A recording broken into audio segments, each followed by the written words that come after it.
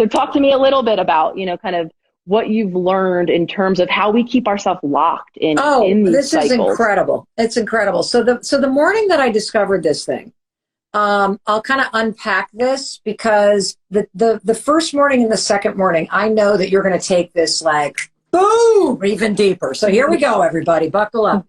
So it's April 2020. And, I can't use my normal coping mechanisms.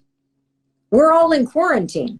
So as I lose my dream job and my kids' college experience implode, and they're grieving and upset and sad, and I'm terrified for I'm scared for everybody and the frontline workers, and life is upside down, and the anxiety starts to kind of roll back in. I can't run to Target. I can't go to the coffee shop. I can't distract myself by running to do a speech. I can't go see my friends. All of the busyness, by the way, which I now can see was a form of self-regulating stress and trauma. That if I'm on the run, I don't have to deal with the woman in the mirror. If I'm moving and the adrenaline is pumping, I don't actually have to sit and be with myself. Maybe I can just outrun this stuff. And so and even the genesis of the 5-second rule, the genesis was, if I move fast enough, if I launch myself out of that bed, maybe I won't be there when the anxiety hits. So even that was like a perfect illustration of just push through it, don't deal with it. It's a fast thing that has profound effect, but it doesn't hit the source of what's causing all of the hatred and the tension and the pain in the first place. So I get out of bed, 5, 4, 3, 2, 1. I make my bed that morning so I don't crawl back into it. I feel exhausted, overwhelmed. We've all felt this before, whether you felt it during the pandemic or you felt it because you lost a job, or somebody just says, I don't love you anymore, or you hate how you look. We've all felt this. I'm overwhelmed by my life. I'm exhausted. I can't face this. I get into the bathroom. I start brushing my teeth, and I immediately catch a glimpse of myself, and I think, oh my God, you look like hell. And then the habit starts that I really want us to unpack. Because every single human being I'm discovering has a habit that is so destructive, and none of us are talking about, because it's so subtle and it is so hard baked into your mind. And it's this: every morning in the bathroom mirror, you either ignore yourself, which is a form of rejection, or you pick yourself apart and see all the things you need to fix or what you don't like. And this isn't, this is everybody.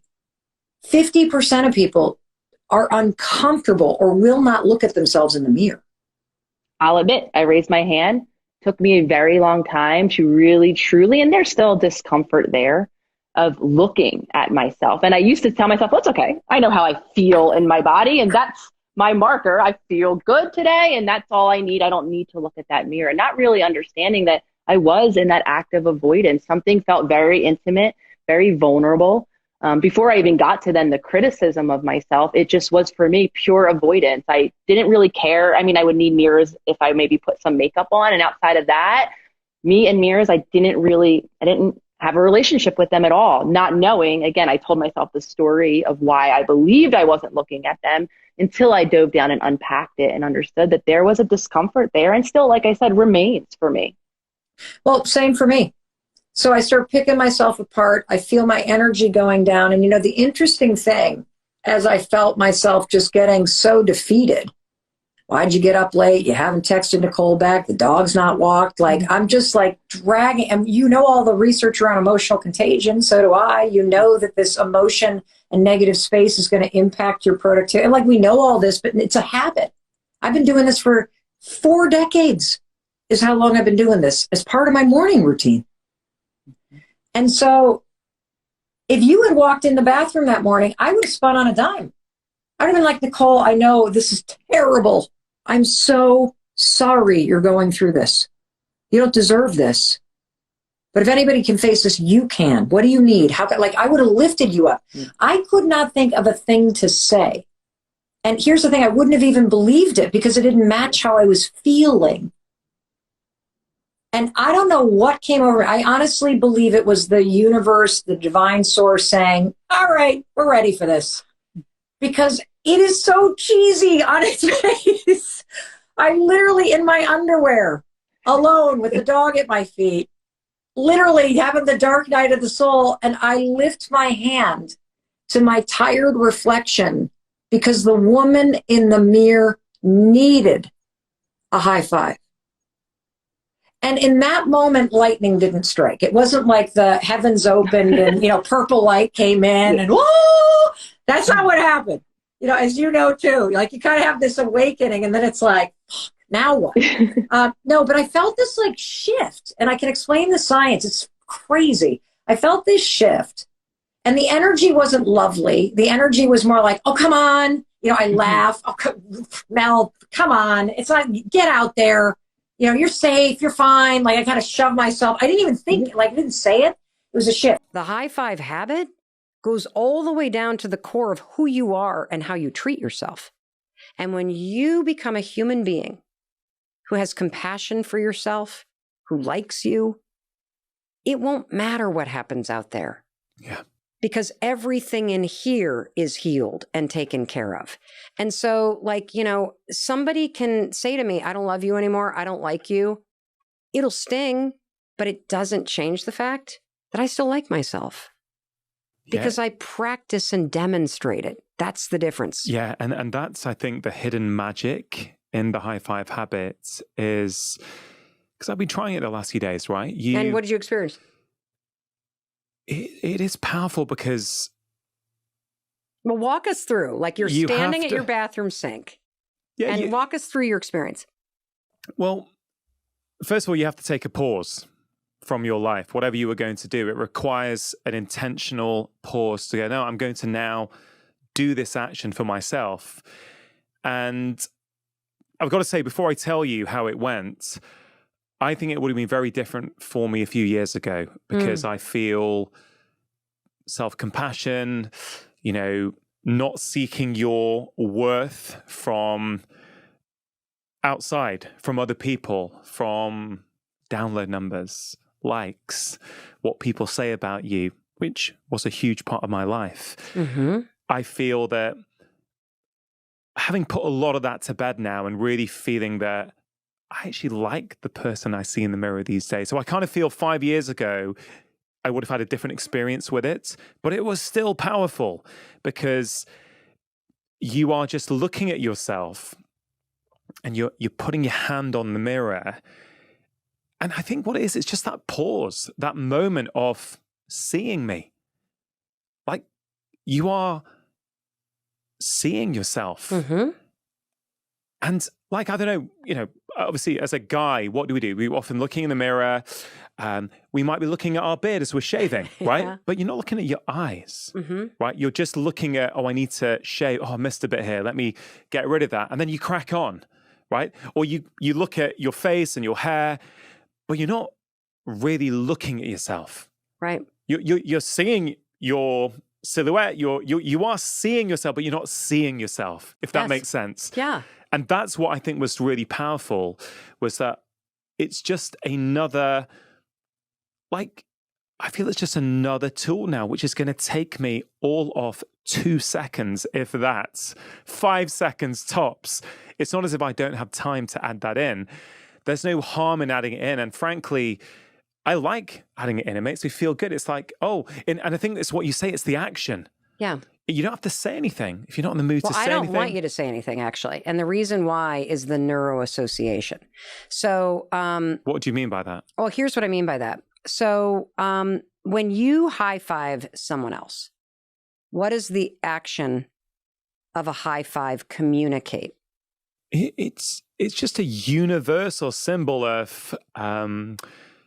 you got this. I see you. You're great. We can do this. It depends on the situation, but it's a good feeling. It's a mutual sort of validation type experience. Tell me about the London Marathon and getting high fives. Oh, I mean, what did a stranger's high five mean to you? It just gave you, and that's the key. It's strangers, right? You don't know them, and they're looking at you, and you're looking at them. Or maybe you're not even looking at them. You just went through. You give a high five. It's like you've taken a shot of feel goods. It's validation. It's like, hey, you know what? We're in this together. You're standing at the side cheering. I'm running, but at that moment, it was like common humanity. It was like there was no animosity, and actually. This kind of one of my big learnings from the London Marathon actually was, and it relates to this, I think, is that that's kind of who we are. Like in what is considered a very divided world at the moment, I went and did the London Marathon, and all I saw was love, strangers giving love to other people that they didn't know, right? And how did they give that love? Through cheering, but more often than not, with a high five. Correct. It is a universal symbol of encouragement, of love, of celebration. And the neuro association, whether you live in a culture where you've been high-fived or not, the neuro association is still there because you have seen them in sport. Yeah. You've seen them in marathons. You've seen teachers give them to kids. So your brain has a lifetime of programming in your subconscious that is triggered by this action. It is neurologically impossible to high five yourself and think you're a loser, you failed, I don't like your face. Your brain will not allow you to do it because the neuro association is so entrenched. It has only ever meant, I celebrate you, I see you, I got you, keep going, you got this, I'm behind you. As you say that, Mel, it makes me think of gratitude, because when we are feeling grateful, we can't feel down, we can't feel anxious, we can't feel annoyed with ourselves. And in some ways, this is kind of gratitude for ourselves. Correct. Because the thing about gratitude, which obviously has tremendous, demonstrated, proven benefits in your life, most of us are grateful for things outside of us. Yeah. What I'm teaching the world to do is to unlock neuro association in your mind and in your nervous system and aim it back at yourself.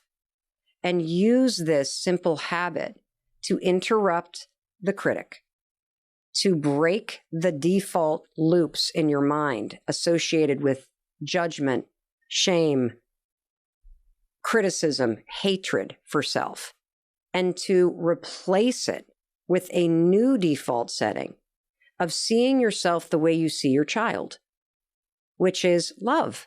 Yeah. Like my kids do stuff that piss me off all the time. And I can be upset with them or disappointed with them, but I never stop loving them. Yeah. And there is something that has happened to each and every one of us that is life's pains and heartaches and disappointments and setbacks sort of stack up. We stop loving ourselves.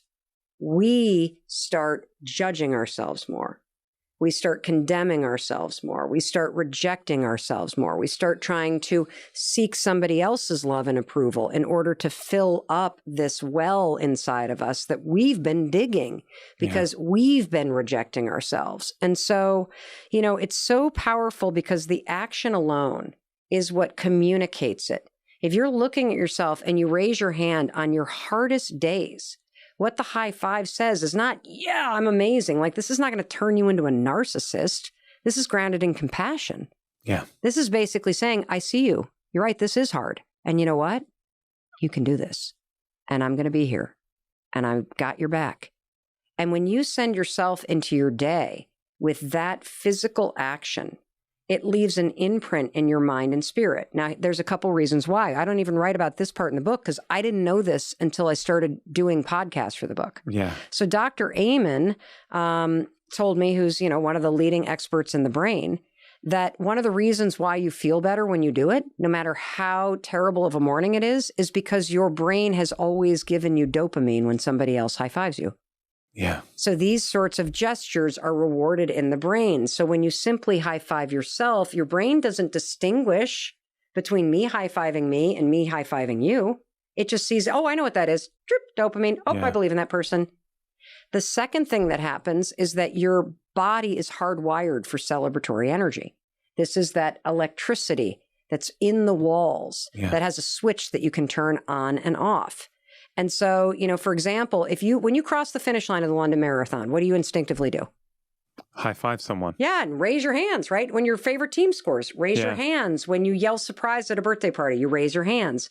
When you say hello, you raise your arm. When you go to high five somebody, you raise your arms. When you hug somebody, you raise your arms.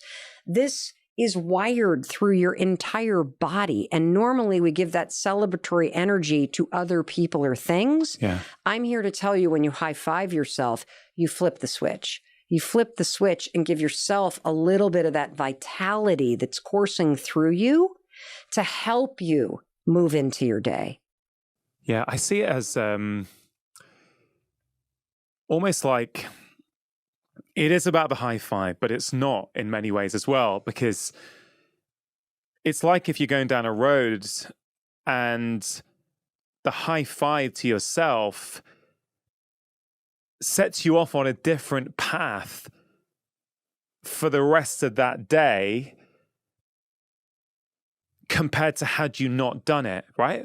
1,000% right. So let's just use a great example that everybody can latch onto. Sport.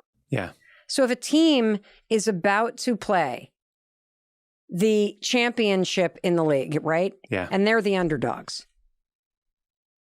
What is the best way to send the team into that game? Is it to beat them down?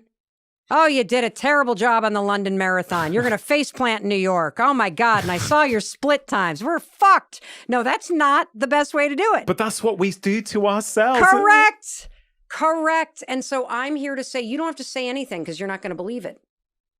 So we're going to cheat this. We're going to circuit your feelings. You're bypassing Correct. words. It's like when you take like this ridiculous example, but it's like when you take a B12 supplement, but you take it sublingually, so it dissolves. So you bypass having to go into the gut, through the liver, and then you get it straight in. Correct. And it's got that feel to me. 1,000%. And so you send yourself into the game of life with that sort of optimism, with that resilience, with that compassion. And, look, some days you're going to laugh. Some days you might cry. People report some days you're going to just feel a little bit better. And some days you're going to high five yourself and laugh out loud from the dopamine and walk into your boss's office and ask for that raise or quit. Because you're going to remember that no matter what, you're going to be okay. You're going to remember that no matter what, you got your own back. You're going to remember that it doesn't matter if nobody says great job at that presentation that you worked on, because you can walk into the bathroom, as people have written to us, having practiced this. Hey, I did a presentation at work. Nobody said a damn word. The old me would have walked into my cube and cried and thought I was getting fired. I knew I did a good job. I walked into the bathroom and high-fived myself. Your kids can stick this in their back pocket. And it's a way to reset yourself when you start going down that negative road. And why is this important? It's important because the high five is not going to remove poverty. It's not going to remove discrimination. It's not going to remove diabetes. It's not going to remove the fact that somebody just said they want to divorce you. It's not going to remove all of the trauma. It doesn't change those things. It changes you. Yeah. And it changes your relationship with yourself and your ability to believe that through your actions and your attitude, you can move the needle on those things. Yeah, I love that last point, Mel, because the similarities between the way you talk about this and the way I've been talking about certain behaviors and 5-minute habits for years, they are so connected. And one of the things I often say, and I want to just acknowledge you for what you just said, it's not going to change your life situation. If you're in poverty, you're still going to be in poverty, but you're going to be a different person. You're going to be better able to face the stresses that are in your life. Yes. And I think this is such an important point, right? Because I have said this before on the show, but I always think it's worth reiterating that a lot of people feel that self-help or wellness is the preserve of the wealthy and the middle classes. But actually, habits like this, yes, they'll help someone who's got a ton of money in their bank accounts, because a lot of people like that are racked with self-doubt on the inside as well. But it's also going to help someone who is in poverty, or a single mum who's working 2 jobs and has got 3 kids and is really struggling, that little micro moment each morning where she sees herself in the mirror, she signals to her brain that she is worthy, that actually she's a human being with real feelings, and for all her qualities and all her, all the great things that she's doing, that has power, right? Oh my and God, it is amazing free. power. It is free. There's not a single person pretty much who is listening to this or watching this right now who couldn't just either pause or at the end go, all right, let me, I'm convinced, Mel. Like, go on, I'm going to give this a go. I'm going to give this a go. Yeah. We've been talking about mindset, the filter in your brain called the RAS, and how to give yourself a mindset reset. Look, I want to also say one thing to you. This stuff is kind of heady. So I'm doing my best to keep this like fun and visual, because when you get lost in thought, it's going to be hard to apply this. And so first of all, I want to commend you for sticking with this, because now we're going to dig into the exercise. I wanted you to have the understanding, because oftentimes I personally find that if somebody just throws a science-backed tip or exercise or tool or tactic or strategy at me, it sounds so dumb on the surface that without the underlying kind of research and mechanics and science that explains why this simple thing works, you will literally roll your eyes and not do it. So now that you have that background, I'm going to reward you with the exercise that I want you to practice. And this one is simple. So if you're cynical, if you're really smart, if you're analytical, it will sound stupid, but I want you to hang in there, because there is a really powerful thing going on in your neural pathways when you try this. And it's also an incredibly cool and fun thing to do with your family, with your friends. In fact, I get texts from people all over the world who are doing it, and my kids who do not live with us, our 2 adult daughters, they constantly text me pictures of what I'm about to ask you to do. So I promise you, it's worth trying. This is an exercise called looking for hearts. And this is how you play it. Every single day when you wake up, you are going to go on a scavenger hunt in your day-to-day life, and you are going to try to find a naturally occurring heart shape somewhere in the world. It could be a cloud that's shaped like a heart. You could look at your coffee and see that the foam on top has made the shape of a heart. You might get out of your car and you'll see a stain on the floor or a leaf that's the shape of a heart. I constantly see rocks. I see heart shapes in the top of mountain ranges. I see the shape of hearts in brick buildings all the time in terms of the different colors of bricks. And here's what's interesting about this. What you'll realize is that there are probably 10,000 heart shapes that are around you in your day-to-day life. The stain on the carpet, the spot on your dog's back, the tear in a pair of pants, the shape of a leaf. They're everywhere. They're absolutely everywhere. And right now, you walk right by them. Why? Well, because they're not important to you. You have not told the bouncer of your brain to let the hearts in to the nightclub. So you are walking right past all these things, and they are actively being blocked out. It is not in your conscious mind. The second you start playing this game, Find a Heart, you will experience something amazing. You will experience your brain going to work for you. And so here's how I want you to play this, because I do want you to play this every single day. This is truly not a game about finding hearts. This is about training your mind. This is a game where you are telling your mind, I am the freaking boss. Bouncer of the mind, I pay your salary. You are going to do what I tell you to do. You are going to find me a heart. And if you want to get paid, you are going to find me a heart. That is your job today. Find me a heart. So get intentional about that. And then I want you to go through your life and just let a heart shape in. And when you see it, here's what I want you to do. And if you're really analytical, you're going to think this is the cheesiest damn thing you've ever heard, but I want you to do this because there's neuroscience involved. When you see that heart, I want you to pause. And I want you to really stare at it for a minute. You can take a photo of it. If it's a rock, you can pick it up, or a leaf, and take it with you. Because I want you to reward your brain for being flexible and for trying to help you. I want you to take that moment for real, as cheesy as this sounds. The foam on the top of your coffee, the shadow on the floor. I want you to take a minute and really savor it and literally just go, holy shit, there it is. That's pretty cool. Yesterday, I walked right past this and I didn't even see it. Thank you, mind. Wow. You just changed in real time. You just let something in that I asked you to let that in. And if you really want to supersize this, if you're somebody that's really struggling with a sense of self-worth or hope or really believing that you can turn things around, I want you to look at that and tell yourself that that was placed there for you to find. That this was placed there because you needed to see evidence that it is in fact possible to change the way you think. It is in fact possible to tell your mind what you want to see more evidence of and for your mind to work for you. And once you see one heart, you will start seeing hearts everywhere. The more hearts that you see, the more that you are connecting into magic, the more that you realize that your brain is trying very hard to help you.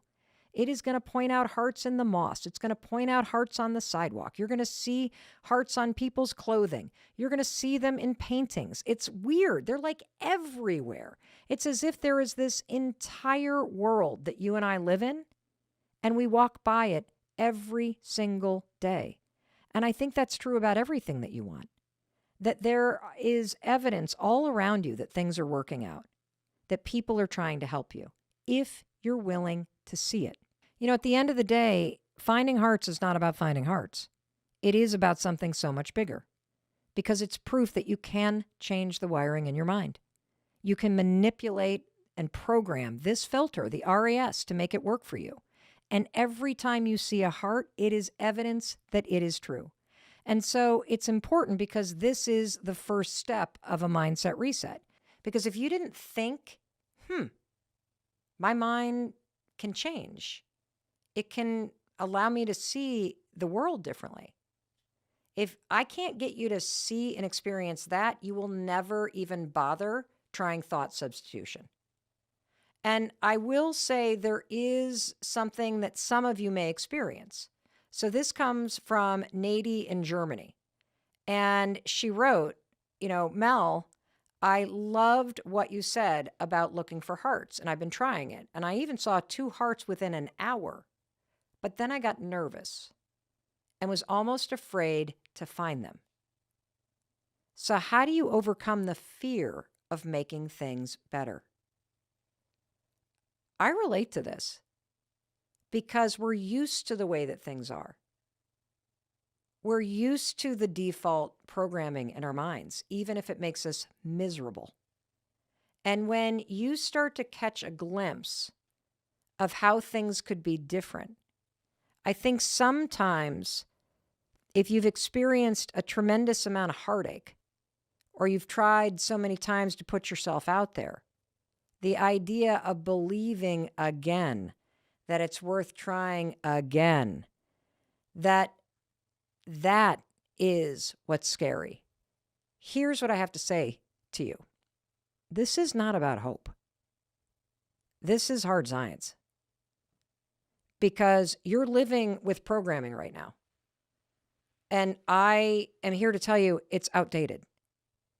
In fact, when you start to really play around with this next piece of how you change the way that you think, you're going to realize that you're not even listening to your voice. You're listening to someone else's voice. It's probably your mom's or your dad's or another caregiver's. Because that negativity that's in your mind that chips away at you, that default programming that you don't even really hear, for me, I call it my campaign of misery. I did not create this when I was 6 or 7 or 8. I was taught this. And so you're going to start to realize that not only do you have the power to change the filter, yes, you can see reasons to be happy. Yes, you can spot wins instead of reasons why you're a loser. Yeah, you can pay more attention to the people in your life that make you feel great instead of chasing the ones that make you feel like crap. You can change all of this. You can make your mind work for you. But what you're going to realize very quickly is, holy cow, like there's this default thing in my mind that's like fighting my desire to be happy. It's fighting my desire to win. And so that's where we're going to go next, because there is an entirely different reality. One of the reasons why I always say to you is, I love you. I believe in you. I believe in your ability to create a better life. The reason why I say that to you all the freaking time, and I mean it, is because I know you don't say that to yourself. And I didn't say that to myself for a long time either. And I don't need to meet you to say, I love you. Because love is a verb. Love is how you show up in the world. This podcast is an act of love for me. It is a way to connect with you. It's a way for me to support you and empower you. And I show up here because I do believe in you. I don't care what's happened to you. You cannot convince me that you cannot change. I have way too much evidence on my side. You only have your experience. I've got an army of 1 million people that I've seen change. And so I know you can change because I know you can take the actions to make your mind a better place. You can take the actions to make your life feel better. You can take the actions to improve your relationship with yourself. And this is the most exciting part. This is the thing I am working on myself day in and day out. You can take the actions that reclaim your brain, that reprogram your mind, and that make your mindset and your thoughts work for you. I mean, all this shit is made up that we're saying anyway. So if you can think bad thoughts, why not think good ones? Does it actually make you happy to tell yourself that you suck and that there's something wrong with you? And is it even true? So if you can make that crap up, if you can adopt what somebody else says about you, can't you make up your own? Of course you can. And so let's get to that substitution diet. This is the Mel Robbins way to describe what researchers call cognitive bias modification. It's literally catching default thoughts and substituting something better. And one of the best examples of this is the next time that you start obsessing over what could go wrong. What if I don't like it? What if it doesn't work? What if I get rejected? What if what if I look stupid? What if they judge me? What if this? Say this. What if it works out? What if it works out? The more you say out loud, what if it works out? You substitute the negative bullshit with something positive. What if it works out? I mean, can you argue with me on that one? What if it works out? I didn't say it will work out. I said, what if it does? Because you don't know whether it's going to work out or not, do you? And when you allow your default wiring to filter the world with the belief and the thought that, what if it doesn't work out? What if I fail? What if this? What if that? Those thoughts filter the world a certain way. The thought, what if it doesn't work out, makes you not apply. It makes you not write that book. It makes you not go to the gym. It makes you sit home alone. Those thoughts are filtering your experience of life a particular way. And because the filter in your brain is paying attention to what you care about, it believes that's what you want. So as you scan the world around you, you see reasons why it's not going to work out. Didn't happen last time. It's a weird world after the pandemic. I don't want to embarrass myself. I feel uncomfortable. When you start to engage in thought substitution, what if it all works out? What if leaving my house is the best decision I've made in a decade? What if I meet the person that I was destined to meet? What if going to 90 meetings in 90 days at AA changes my life? What if it all works out? See how that mindset switch, cognitive bias modification, see how that leads you to feeling more encouraged? What if I make these 10 cold calls and nobody takes the call, but I'm okay? What if I walk up to this house that I think is going to go on the market and I knock on the door? And it turns out I buy it before it comes on the market. What if I get into my dream school? You're more likely to apply if you're like, well, what if it does work out? And this is why this is so important, because your brain is paying attention to what's important to you. And I don't think any of us have a clue how much airtime we give to negative thinking, to beating ourselves down, to assuming that life is going against you, to thinking something's wrong, to beating yourself up, to comparing yourself to other people. And when you start to pay attention to two facts, number one, your mind is trying to help you. And number two, when you figure out what's important to you and you make it a priority, your mind will adjust in real time and help you see an entirely new world. And when you see that it's possible that you could get into your dream school, that's a whole new world. When you see that it's possible that you'll make the best friends of your life in the next year of your life, a whole new world is possible. When you see that you can not only get your dream job, but you can land your dream job and it has a bonus, a whole new world is possible. And it begins with two simple things I want you to do. Look for hearts so you experience that a whole new world is possible, that there's a world that you're walking by every day. This is critical. I do this every single day. And, it sounds like such a dumb thing. And I often think about, this moment where a reporter's like, so what's your secret to success? And I'm like, look, I look for a heart every day. I mean, it sounds so stupid, doesn't it? But what I'm actually saying is I am actively engaged in the process of training my brain.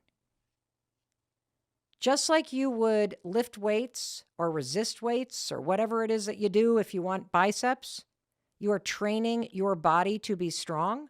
I'm training my mind every single day to work for me. And every time I see a heart, it's a reminder, oh yeah, my brain will tell me what I want it to tell me. And so I can either let the campaign of misery take control of my RAS, or I can tell my brain, no, it is important to be happy. It is important to feel like I'm winning. It's important to put myself out there in light. I need some help with this brain. And so the hearts for me is a simple way to explain this profound amount of research out there and put it into practical use. And this idea of a substitution diet for the shit you've been thinking forever that no longer serves you. That's a simple way for me to explain to you. You're not stuck with the thoughts that you think. That idea right there, that's the whole thing. That's everything. You are not stuck with the thoughts that you think. You can let them rise up, but you don't have to grab them and grip onto them and wrestle them to the ground. You'd be like, oh, there's that stupid thought that my dad taught me to think. Bye, Dad. I choose to think something else because I know what cognitive bias modification is. And that horse shit that you said that I was a failure or didn't mount up to something or wasn't wanted, I don't believe that shit anymore. Because it's important to me to not only see hearts, but it's important to me to encourage myself, to believe in myself, to believe in my life and my effort and my ability. Because that's what I believe. That's why I'm here. You can do this. If I can do this shit, you can do this stuff. You have no idea how screwed up I was. If you wanted to go toe-to-toe with somebody that had like the darkest thoughts in the world, Mel Robbins will go toe-to-toe with you any day. And you cannot get rid of it entirely, but thought by thought, you can learn how to not get hooked by it, and you can learn how to start to reprogram your mind. And I'm also going to tell you something. I said at the very beginning, it's not one and done. Like, this is not toxic positivity. I'm not here to sell you a pill to make your problems go away. I'm here to tell you that there will be times in your life where the negativity comes back and the default comes back and things get overwhelming. That happened to me just 6 months ago. When big things happen in your life, it can take you down for a little bit. But coming back to this stuff over and over, looking for hearts, there's the confirmation. I still, even though life sucks, my brain is still trying to help me. And really, I'm telling you, I call it hand-to-hand combat with your mind because that's what you're engaged in. Those negative thoughts either hook you and take you down, or you're like, nope, that's interesting. My grandmother's still bitching at me and she's dead. I don't really need this in my default program anymore. You know, that's what's available to you. So I mentioned earlier that this cognitive bias modification tools that we're talking about today work because not only have I used them in my own life, but also because we've had 250,000 students that I've taught a course about reframing your mindset, resetting your mindset to. And we do these extensive surveys afterwards. And one of the things that I know from our data is that the number one negative thought that people struggle with is, I'm not good enough. And I believe that everybody struggles with this. There are two reasons why. Number one, many of you grew up in a household where your lived experience was that you were told you weren't good enough, or you felt like you weren't good enough. And even if you grew up in a household where you didn't feel that way, you felt safe, you felt secure, you went to an elementary school or a middle school, and you went through the period of human development called adolescence and teenage years, where you separate from your family and your number one objective developmentally is to bond with friends. And it's during that horrendous period of time that we call middle school that most of us start to size ourselves up in relation to other groups of people. Oh, they're the theater kids, I'm not good enough for them. Oh, the sports kids, I'm not good enough for them. Oh, the rich kids, I'm not good enough for them. It's a protection mechanism because you don't want to get hurt by approaching a group that you think is going to reject you. This is totally normal. We all have it. And ironically, what we do is we tell ourselves we're not good enough for certain groups or certain people. But our brains pay attention. And our brains at that little age and the filter in our brain starts to change and starts to scan the world for all the places you don't belong. That's my opinion about where it begins. It is part of everybody's development to go through this period where life is a sorting hat and you're trying to figure out where you fit in. And I wish that our brains did the opposite and basically scanned the world and were like, oh, well, let's just scan and see all the opportunities to fit in so that you amplify your strengths. But instead, we focus on our lack and we do it as little kids. And because we've been doing it for so long, whether it began inside your home because of how you were treated or in your community because of how you were treated, it definitely was an experience that you had when you were younger of trying to fit in. It happens to all of us. And the opportunity of your adult life and the rest of the time that you have is to reclaim your experience of life, to see all the places, not where you don't fit in, but all the places where you can go, all the places where you could be, all the wins that you have, all the strengths that you have, all the magic you have to give. That's the opportunity when it comes to changing your mindset and changing your brain. And when you take that on, because I believe that's true. I believe you fit in. I believe you belong. I believe you have incredible gifts to share with the world. I believe that you deserve happiness. I believe that you have huge wins every single day and that I want you to give yourself credit for them. I believe that you've survived a ton of crap and you don't even give yourself credit for that. I believe that you're pretty awesome. And I want you to start to have a brain that filters the world in that direction. And so that's why I'm telling you this. We all struggle with it to some extent. And in moments of weakness, it's going to be there again. But that's okay, because you can search for hearts and you can tell yourself, what if it all works out? You can remind yourself that we're all a work in progress. You can look for wins every day instead of the things that went wrong. You can spend more time with people that make you feel good instead of chasing places you really don't like. All of this is possible. And I want this for you, which is why I hope you'll try this.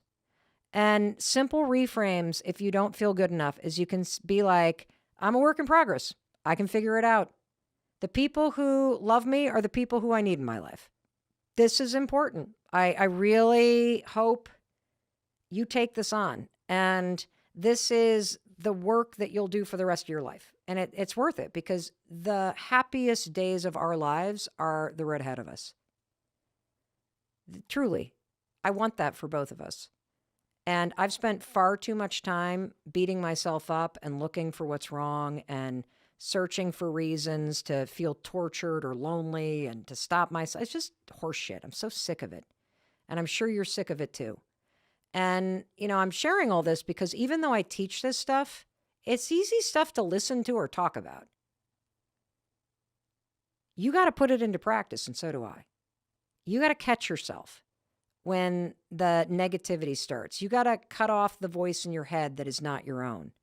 You got to knock this middle school shit off and start claiming your adult life, because you do deserve to be happy. And even if you don't love yourself, I'll tell you what, I love you. Even if you don't believe in yourself, that's okay. I believe in you. And I'm going to keep on saying it until you catch up with me, because I do believe that you can take the steps to reprogram your mind. You can take the steps to shut up that negativity in your head. You can take the steps to filter the world in an entirely new way and see how it's working to help you. And it doesn't take a whole lot of time to create a better life.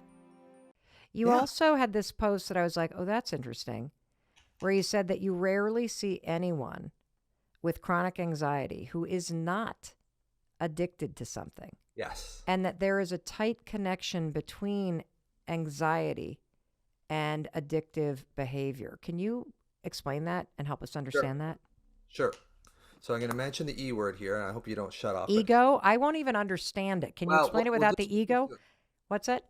Your ego is kind of like an overprotective mother, right? Okay. Like, it doesn't want you to go and play on the swings because you might fall off. It doesn't want you to talk in front of people because when you did that when you were in grade 6, people laughed at you. And is the ego the same thing as the alarm? It's related to it through the amygdala as well. See, I'm already confused. Yeah, I know. So I'm not going to get into too much neuroscience. But basically, your ego is hooked into the amygdala, and your amygdala says, we're never doing that again because that hurt us, whatever it was. And the amygdala never forgets. So it's basically getting into bypassing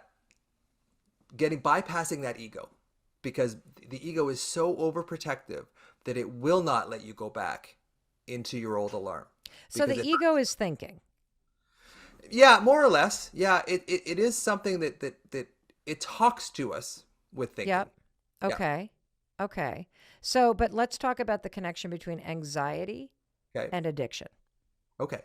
So basically, we need something to help us through this alarm.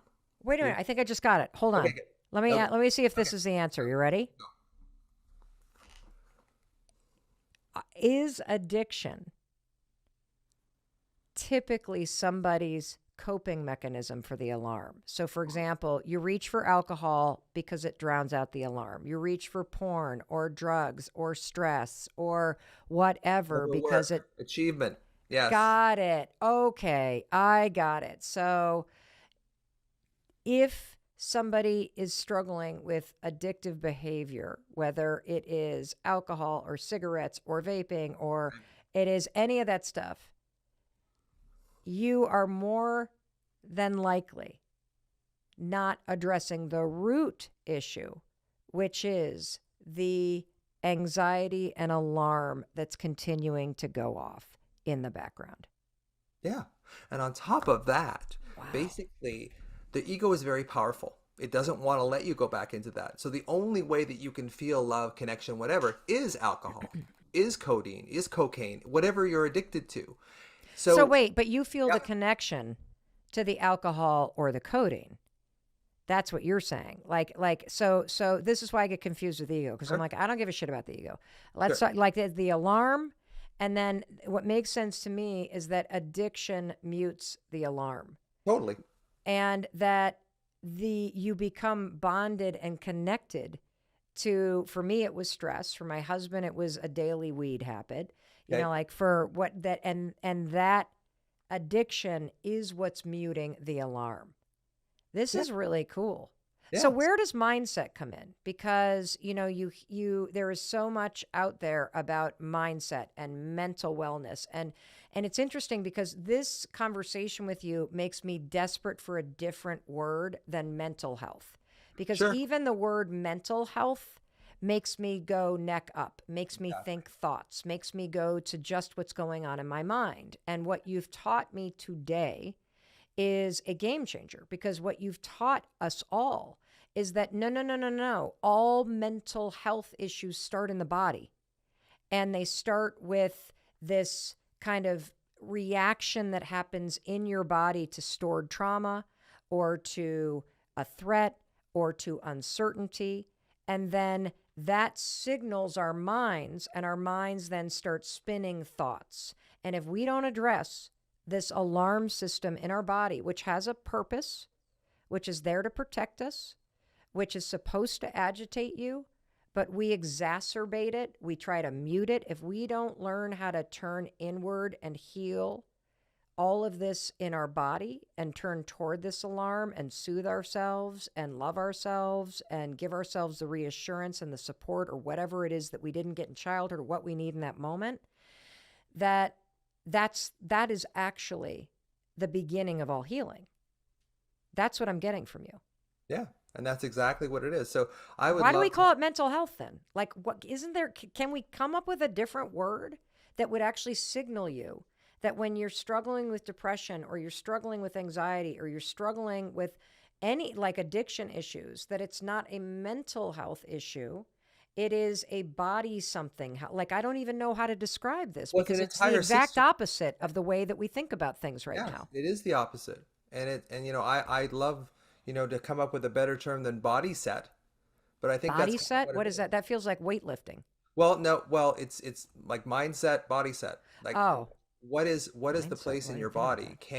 Can you regulate your body? Because if you regulate your body, your mind will get regulated. If you regulate your mind, your body might get regulated. So what I'm saying is that if you go in through the body, your body's much more likely to relax your mind than your mind is to relax your body. Because you can say, hey, relax, hey, Oh, calm whoa, down. whoa, whoa. Did you guys hear that? That was a wake up call for me right there. You were just dropping freaking knowledge, Russ. Okay, hold on. I'm going to state this again. And now I have menopause brain, and so I've just forgotten what I said. You said something like your body, if you regulate your body, it will Yeah. regulate your mind. But It's if you much more regulate effective. your mind right, you say it, because you're the one who said it. Yeah, it's much more effective to regulate your body first, which will automatically regulate your mind, than to try and regulate your mind to regulate your body. Because your mind lies to you all the time. Your body never can. Is this why exercising is such an effective thing to do when it Partly, comes to anxiety and focus? partly, but there's something beyond exercise. There's something within the somatosensory cortex, or the part of the brain that controls our movement and our sensation. When we activate that, we start getting into the sense of the body and out of the rumination of the mind. And So so by that's one of activating that, is that what you're saying? You can activate that part by doing the exercises you've already talked about in terms of locating where the alarm is and then finding a neutral part in yeah, your body, breathing into it. and Do you just all movement. Just that's why yoga is so effective, because it brings you into your body.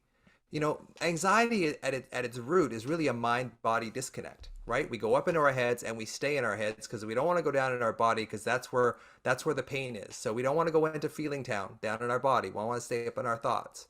And that's another addiction. So we get addicted to worry. And that's why it's so hard to treat anxiety just by trying to fix thoughts, because we're addicted to thinking already. We don't need any more thinking. We need a lot more feeling, but we don't want to feel because that's where the frickin' pain is. Wow. So I've gotten a couple huge things Okay. from this. That first of all anxiety results from a separation Of some kind. anxiety that has some kind of separation experience or feeling separate from other in And childhood self. And self. and self. But what you just said too was really interesting, which is our response to that alarm or that feeling of being separate from self or separate from others or attacked by others or whatever, is that we actually do separate from ourselves. Anxiety and the alarm system, the way that most of us respond to it is to separate from our bodies, go up in our heads. And the way to quiet the alarm and ultimately turn it off is to come back and join in with yourself and come back to where the alarm is sounding off in your body, and then find a neutral or safe space in your body where you can draw your attention and breathe into back and forth and back and forth.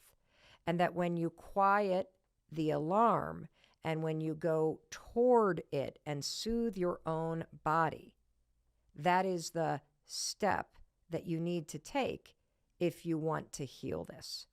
And that the thinking is part of the toolkit. Like, what would you recommend as some sentence that we could say if we're trying the tools, we go into our body, we're soothing ourselves? Is there something that people could say or repeat to themselves that you find is effective with the more neck down approach? Absolutely. What So do you say? basically this. Am I safe in this moment? Am I safe in this moment? I know I've got a presentation to do on Friday. I know I've got a big tax bill. I don't know how I'm going to pay for it. My mom is sick. But am I safe in this moment? Why a question? Because I like saying I am safe. You could do I it both. You am could do it both okay. ways. I find that people with anxiety, though, this is the thing about saying I love you in the mirror, is that people don't allow that in. The reason why you're anxious in the first place is because you block love. So when you say I Whoa, love you, whoa, whoa, whoa, whoa. The yeah, reason why you're anxious is because you block love? for yourself, yes. What? You're separated from yourself. That's exactly what it comes down to. That's what anxiety or alarm really is. It's a separation. And this is what I do. This is my little, we didn't get into my little intuitive thing here, We're but going to in a minute. Hold on. okay. We save the best for last, but hold on. Okay. Keep talking about the fact that when you have this alarm going off, Yeah. you are blocking. Like, just say it again. Well, I'm the child processing, feels, hyper processing now. I'm just like, oh my God, I think I got it. I think I got it. I think I got it. That literally your alarm is asking for love and reinsurance. absolutely. And when you go into your head, you block yourself from receiving it. Yes. When you And you go block into your that child. body and you breathe into the alarm and soothe yourself, you are actually giving yourself love. Yes. Holy shit. And a lot of people with anxiety just they're uncomfortable with love in the first place. I'll give you a very quick example from my own life. So my dad, before I was 10 years old, was this wonderful guy. Like, he was so connected to me and nurturing, taught me how to hit a ball, play chess, all this kind of stuff. Very, very connected to him, and I loved him greatly. And then as I got to be a young teen and his schizophrenia got worse and worse and worse, and he became suicidal and a bunch of other things, I withdrew from him because to see him in horrible depression was just too painful for me. So I blocked my love for him because it was just too painful to feel it. And that you can't block love from a parent without blocking love on some level to everyone. So there's a reason why I've been married 3 times. So this is one of the things. So when you find the blocks that you have to loving yourself, this is how you heal. And this is basically my little intuitive gift, is I can tell people where their blocks are to loving themselves. And then when you remove those blocks, the anxiety, the alarm just kind of fades away. So this is really going at the root cause protocol, as opposed to just trying to make you think better. Wow. So how do you help people find that place where they've blocked love? Well, I go through their body, you know, like what I believe, the short version of what I believe happens to you is as a child, you experience an overwhelming stress. It's too much for your conscious mind to handle, so you stuff it down. Freud would call it repression. You stuff it into the unconscious. And the body keeps the score, just like Bessel van der Kolk says. So because the body is a representation of the unconscious mind, and the unconscious mind is where these old, damaging programs are stored, they'll show up in the body. So I will find in your body where you feel that alarm and reverse engineer it to get into the same room with those unconscious programs, and then I can change them. Wow. That's pretty cool. I think my biggest takeaway, and I keep saying this because clearly every 10 minutes I have a life-changing takeaway from this conversation, but my biggest takeaway is the connection between the alarm that goes off and the love that you're not allowing yourself to receive. Totally. And that it's beautiful to think that loving yourself is the way you cure anxiety. And what a beautiful thing. And it reminds me of something pretty amazing that my son Oakley shared with me. I said to him the other day, I was like, dude, one of the things I love about you is that you, more than almost anybody I have ever met, are just so comfortable with yourself. Like you really seem to like yourself. And now, I should preface this by saying that, this is a kid that really struggled. 3 different schools before he was done with 8th grade, severe dyslexia, got so severely bullied at a camp that we had to pull him out of it. And the director wrote a long letter apologizing for everything. Like this kid has been through the ringer. Mm. And he said to me, well, Mom, he said, I realized and he said, this happened during quarantine. During quarantine, when I got to hang out with you and Dad and, my 2 older sisters, all 4 people who love me, I just started to realize just because other people pick on me or hate me doesn't mean I have to hate myself. Like I could actually just like myself. Like I could really just allow myself to love myself. And I got to be honest with you, from that moment, I can really almost pinpoint that during the pandemic, like this kid's chronic anxiety was gone. He developed this very positive attitude, and it all began from this insight around, hey, if the world is not giving me the acceptance and the love that we all are seeking, maybe I can just give it to myself. Yeah. It's incredible. It's absolutely incredible. I never thought about meeting the alarm of anxiety with acts of self-love. Yeah. And that's, it's counterintuitive on some level, because when you're anxious, you don't feel loving. Basically your social engagement system is shut off. You're in survival mode. So when you're in survival mode, in survival physiology, you go into the emotional part of your brain, which is, evolutionarily programmed to look for threat.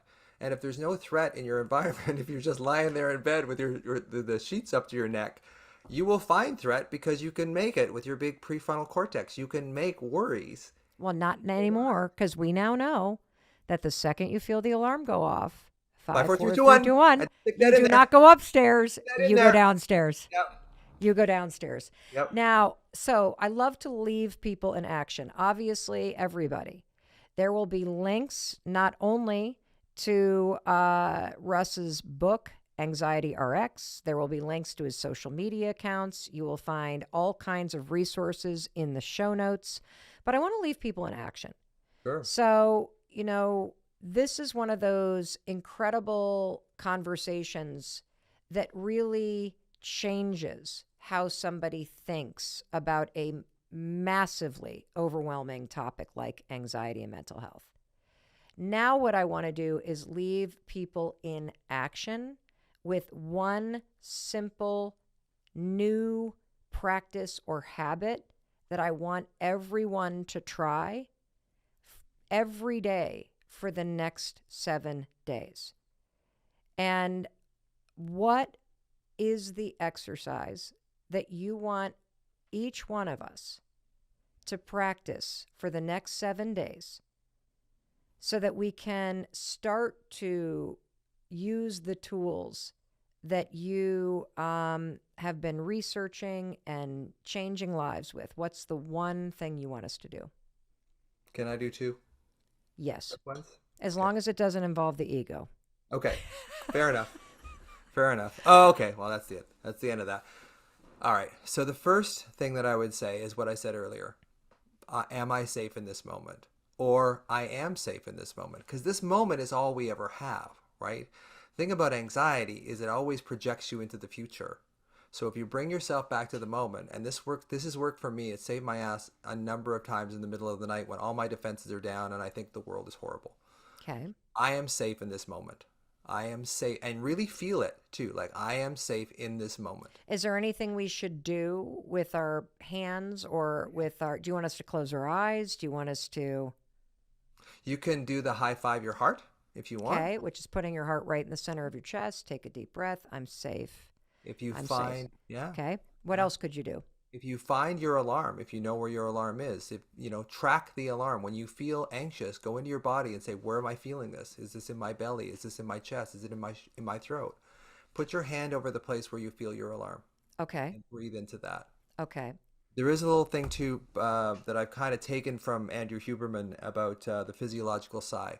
Physiological sigh is something that the humans do, and animals do it too, to calm themselves. And it's usually one quick sniff through your nose, and then another one, and then a long, slow breath out through your mouth. Now, with my anxiety people, I modify that. So basically, this is the process that I do when I get into alarm. Is I take 3 breaths through my nose really quickly. At the top, I hold it for about 3 to 5 seconds, which shows me that I'm in actually control of my breath. My breath isn't controlling me. Then I close my teeth and I breathe out through my teeth and make a hissing sound like. All right, I'm going to try this. Ready? And as I do that, I imagine a tire that's overinflated just deflating in front of me. That's my mental image. All right, let me try this. Hold on a second. We're going to all do, I think we should do this one. We're going to do 2. So everybody, number 1 is 1 time a day, if you notice an alarm in your body, and that could be tension, it could be frustration, it could be anger, it could be anxiety, it could be that worry's starting to grip you. I want you to find where that alarm is. I want you to put your hand where the alarm is, and I want you to breathe into it, okay? And then you can add, I'm safe in this moment. So that's number 1 that you're going to practice. Anytime you feel the gripping, the tension, the frustration, the overwhelm, the alarm is signaling. Remember, that's an alarm asking for love. Yep. And you're the one that is going to provide the love and reassurance that you need.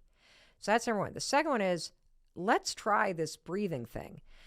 Okay, and if you want to see it, go to our YouTube channel because we have video episodes uncut of these podcast interviews that are amazing because they're a lot longer and they're behind the scenes. But you should see Russ's face when he does it. He looks like he's about to rage on somebody, and he's actually deflating like a tire and taking control of things. And now I'm going to look completely ridiculous as I breathe in 3 times and then I clench my teeth and hiss out like a tire. Ready? Okay, let me do it first. Let me do it first Okay. again because Okay. there's a few parts to it. So the first Okay. thing is 3 breaths in through your nose. So quickly. And then at the top of that, you hold your breath for about 3 to 5 seconds. And then you close your teeth. And as you exhale, slowly exhale, you make a hissing sound. And as you make that hissing sound, you imagine a tire deflating. Okay, I'm going to do this. You ready? Ready? Okay.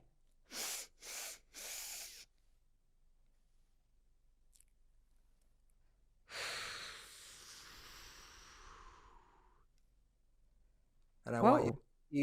want you to elongate that. So the whole thing about the physiological sigh is that you're creating a long exhale.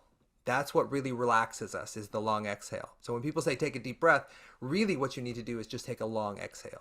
So again, it's like 3 breaths in, hold, and then. I'm going to try it again. See if I So can go really longer. fill your lungs up, Mel. Like Okay. really fill them up. Okay, here we go.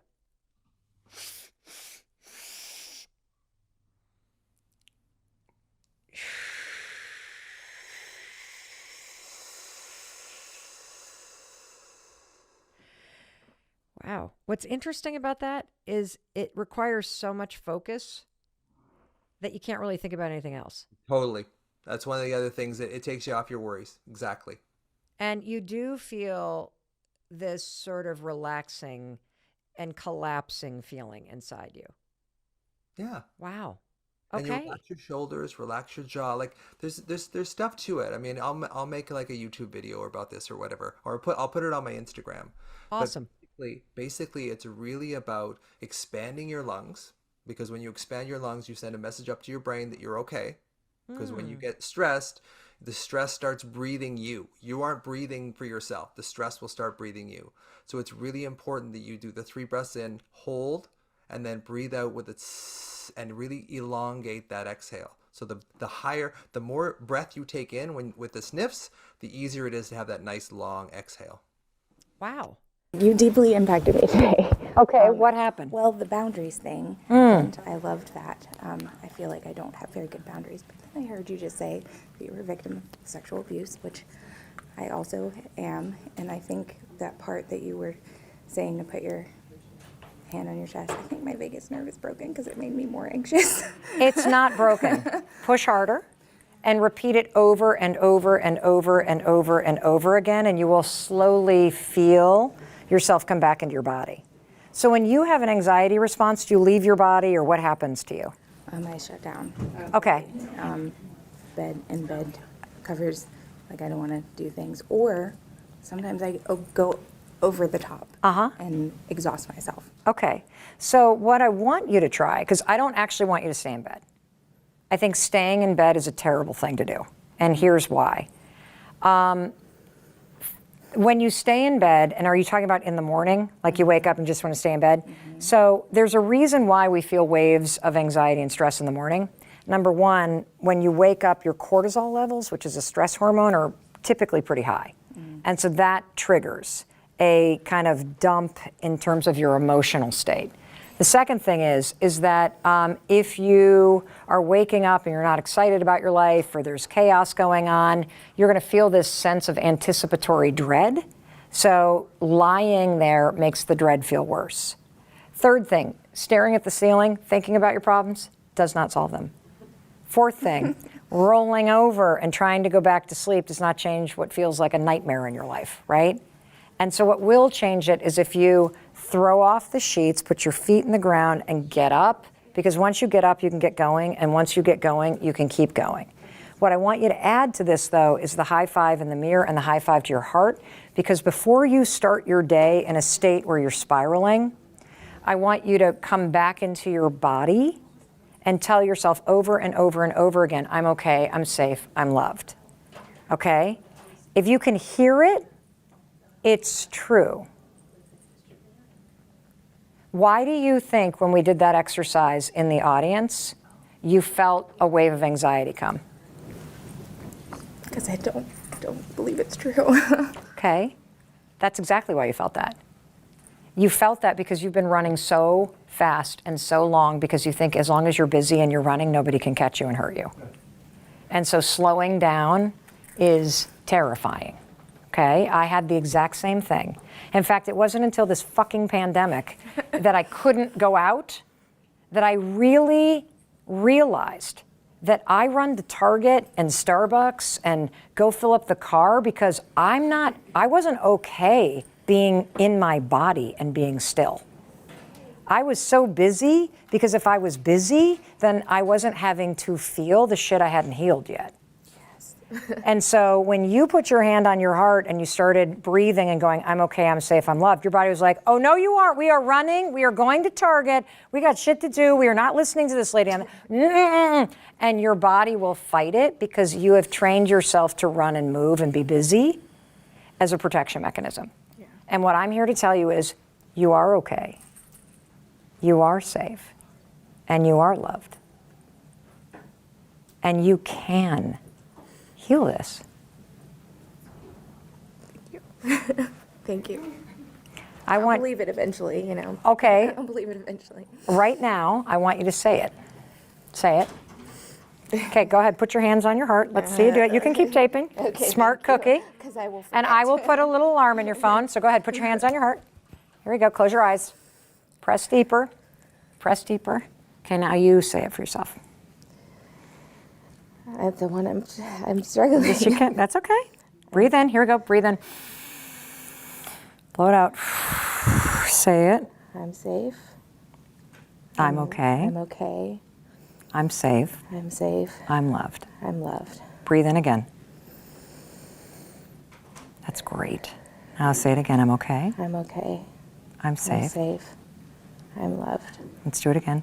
Breathe in. That's great. Really great deep breath. Blow it out. Say it again. I'm okay. I'm safe. I'm loved.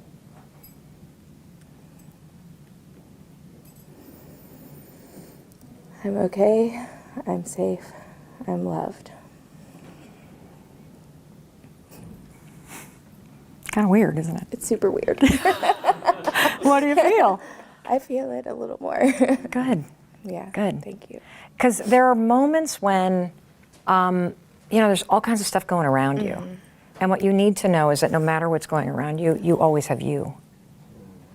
And you can bring yourself back into your body. You can bring yourself back home. You can settle yourself in this moment. And if you can tune out the noise and come right back in here and feel yourself literally flip the switch and find some power, then you can take a deep breath and face whatever's coming.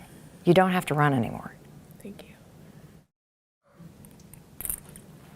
Thank you. I'm talking to myself too. Okay, good. Thank you so much. So inspiring. You're so I want to be inspired. like you one day. You are like me one day. You're running from your fears. You're anxious. You're doing your best. You're reminding yourself every day. You get triggered by shit. This is what my life looks like. Yeah. Okay. Just because I am creating these tools doesn't mean I'm not using them every day. Yeah. Your sense of feeling like the effort is worth it begins and ends with how encouraging, supportive, and kind you are to yourself. You have to become aware of it, and you have to realize that sometimes, like, the way you talk to yourself, like, believe it or not, it does impact us. And whether we want to admit it or not, I think sometimes people, when they're feeling so down about themselves, they have a hard time admitting that something in their life is going wrong because they're already feeling so low that the idea of even having something bring them even down lower, like, scares the hell out of them, right? Yeah. So let's break this apart. Let's role play here. Okay. So let's say you are. What was the sport that you played as a kid? I tried to play all sports. I wasn't very good, but I would say the sport that I was the most consistent with was basketball. Okay. So little Doug is on the basketball court. And there's a foul, and Doug is the person that is selected to shoot the free throw. And little Doug steps up to the free throw line. And then all of a sudden they call a timeout.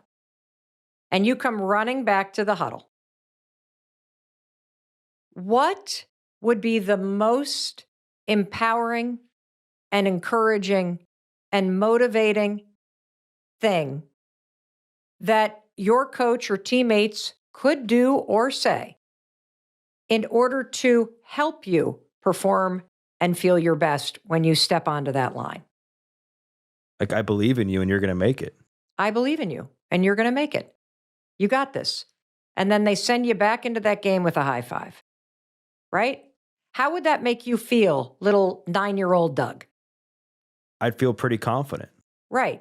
Now, how would little 9-year-old Doug feel if when you came back to that huddle and you're about to go do this free throw, that your teammates are like, oh, him? He's a piece of shit. He screws everything up. Are you kidding me? What? What? Oh my God. Well, he shouldn't be the one that does. How would that make little Doug feel? It would probably obviously make me feel like I'm not going to make the shot, so why even bother? Correct. What you say to yourself matters. Right. And we understand that from a common sense perspective.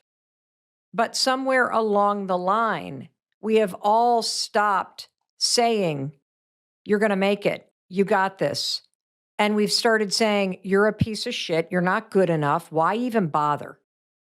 And when you send yourself into a conversation, into a presentation, into even typing up an email, when you start your day by saying, I look terrible, I screwed up again yesterday, I hate my life, that's not going to motivate you to change it.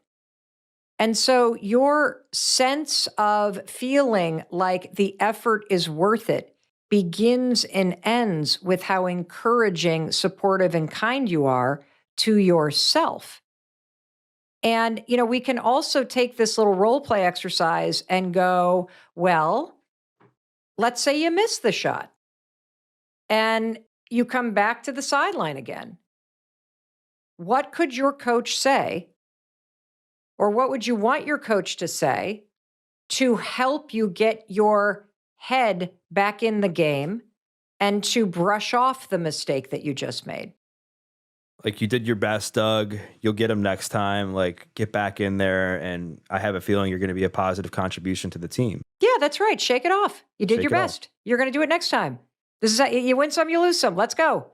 Now I need you to win some, right? I believe in you. I think one of the role plays that we could maybe go into that I think is pretty common with people is that they acknowledge that they maybe have to start talking to themselves better.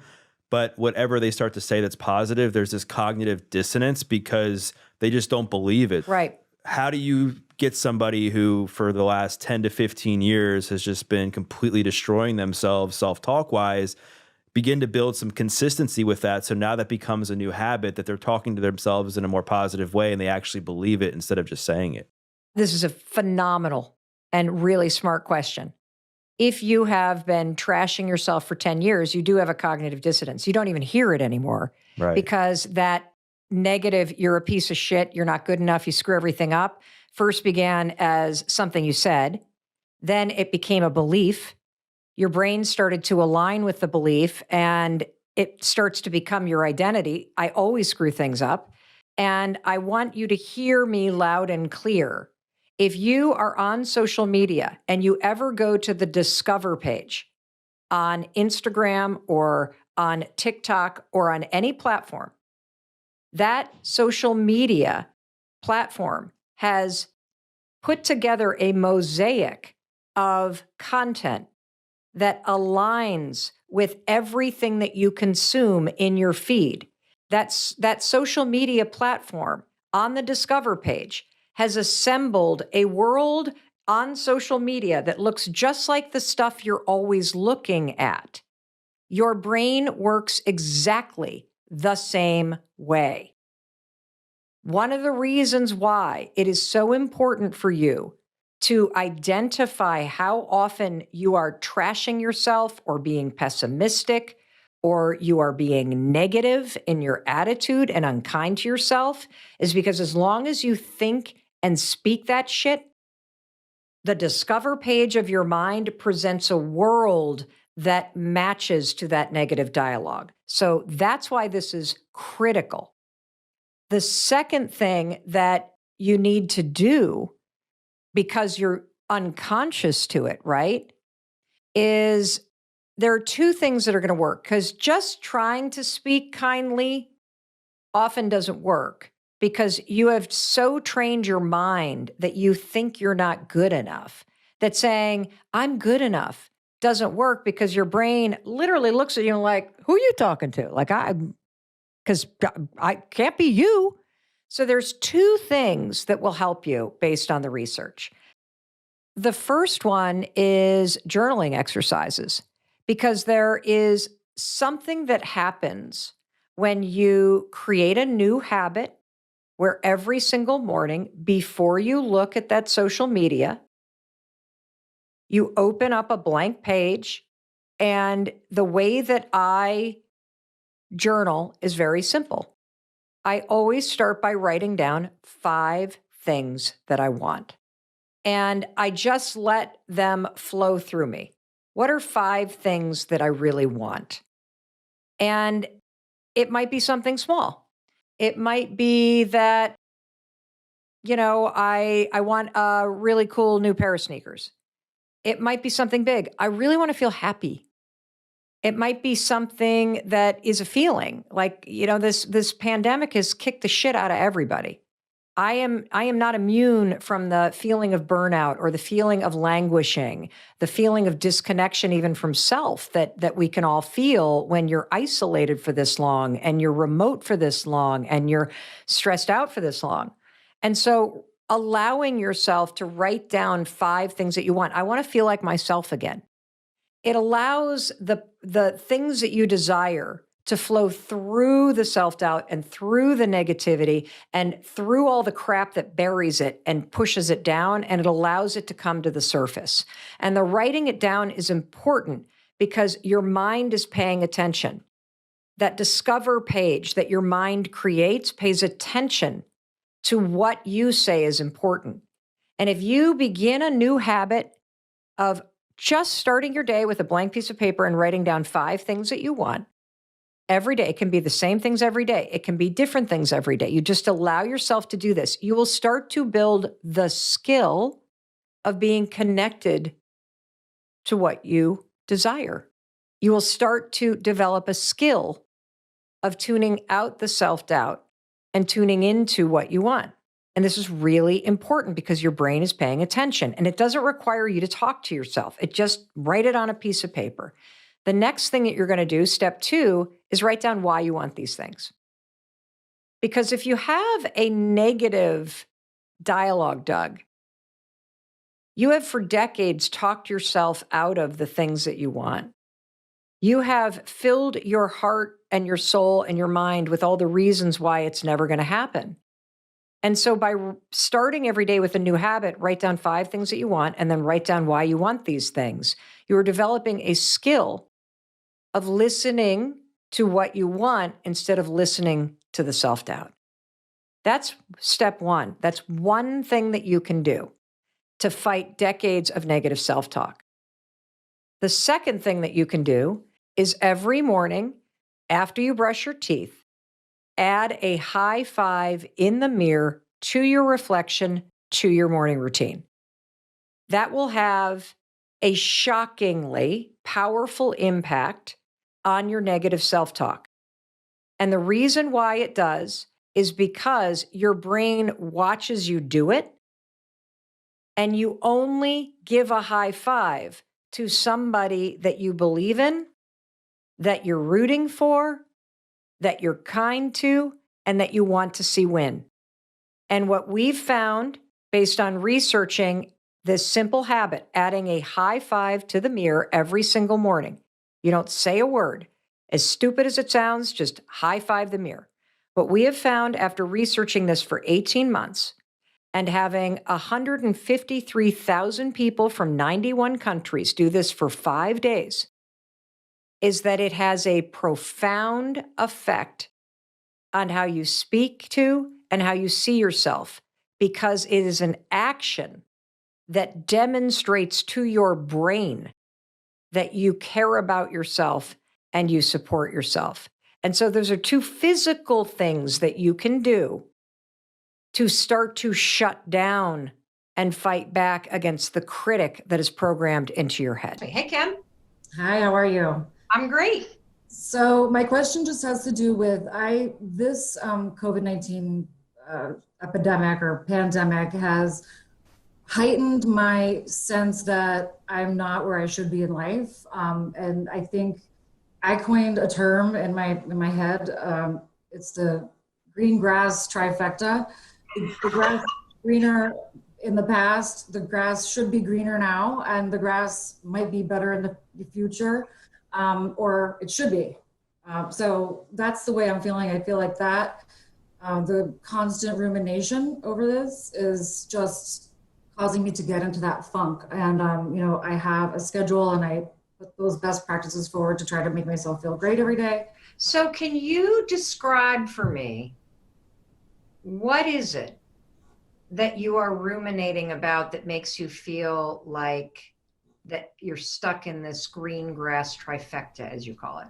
Well, I just, everyone has started to lose their jobs. I know that intellectually, I know that due to the pandemic, it does not discriminate against any sector of the economy. I mean, I just read an article that even healthcare workers, physicians assistants for like elective surgery, for example, and some doctors are being furloughed or losing their jobs. So I know it affects everyone, but just the idea that I could be on shaky ground and possibly lose my job if the company tries, wants to make cutbacks, and it's mind-boggling to me that these companies have such a short runway of 1 month, and then the entire economy goes to hell.